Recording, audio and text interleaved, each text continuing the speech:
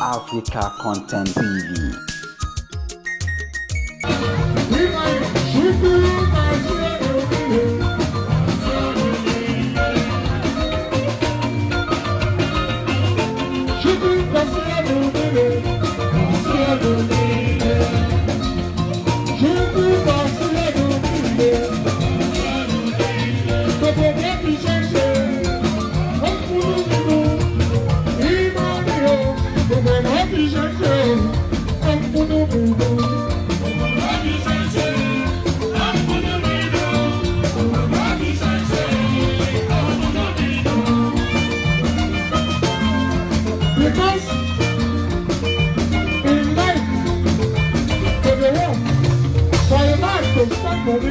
You must do well.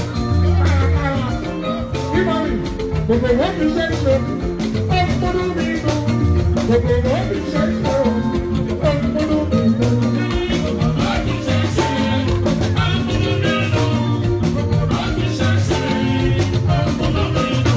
My brother, Chelsea, when you see that, something I said, they don't drop like this. Sometimes it's too much, but the representation of Monomino, but the representation of Monomino. But the representation of Monomino.